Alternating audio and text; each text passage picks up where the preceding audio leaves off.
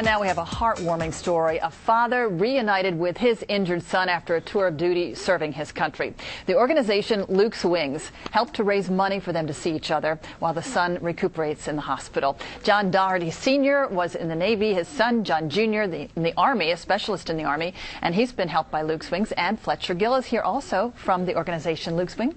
Good to have you both with us. How are you? And I understand John Jr. couldn't be with us because he's actually receiving some treatment today that prevented him, had to stay in the hospital. So, John, tell us what happened with your son serving, I guess it was at Afghanistan, back this spring. Yeah, he was in his vehicle and there was an explosion and it blew a lot of his hand off. Oh, was this an improvised explosive device? Yeah.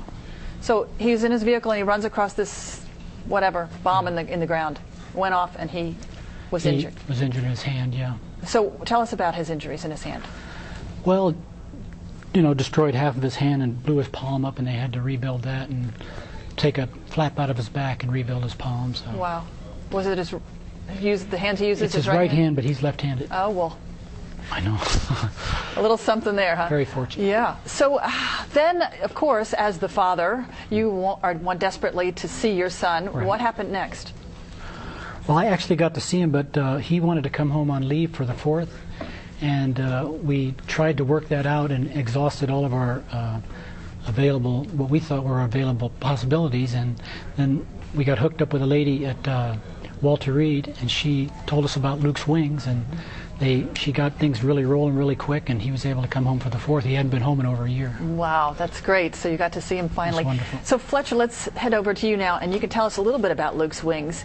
Sure. This is an organization that kind of takes up where the military leaves off, right? It is. It's burden. It's relief of burden is how we look at it. So we assist where the government can't pick it up, just like you said. And so a lot of our requests are emergency requests for flights when all of the other options have been already exhausted. And this was a request for the 4th of July, and we sent out a big email blast to our supporters and over Facebook, and in about 3 hours we had raised about $1,000, and we were able to fund the flights. And we started doing this in January of '08, so we've been doing, we've had our little company for 2.5 years now.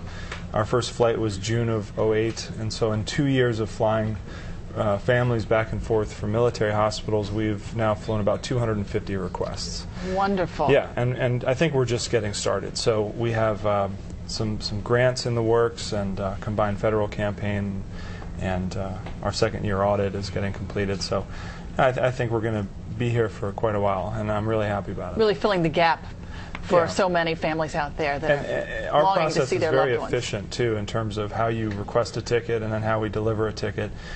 We've had tickets delivered and folks on a flight 2 hours after we've been alerted to the situation. And I think that's why our reputation has become one of emergency response, which is fine. You know, we're more than happy to do that. And there are other organizations that provide tickets, and so I think we all work together. You know, we all have a similar mission, and it's all in the spirit of making sure that our soldiers, our service members that have been injured in battle, have their families nearby when they're recovering. Helping the troops and their families. We can't do enough for them. Never do enough. So, John, your son, John, was injured in April, and here is the 4th of July. This is the first time you're seeing him now that he gets flown back? No, I saw him earlier when he was in the hospital, but the main thing is he hadn't been home in a year, so this flight home was such a... he told me it was so good for him to be back home after a year. It really lifted up his spirits, so I can't give enough kudos to Luke's Wings for that. So he's being treated at Walter Reed here locally. And so you can go and see him every day, right? Right. Do you hang out there a lot? I hang out, yeah. You probably live at Walter Reed at this point. I live at Walter Reed. Wow. Tell us about the treatment that he's getting for his hand.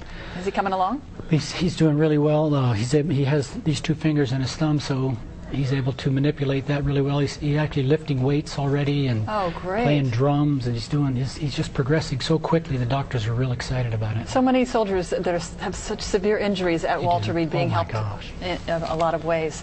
So how are his spirits at this point? They're really going better and better and better. And like I said, I think the time that he got to spend home with his friends really helped him.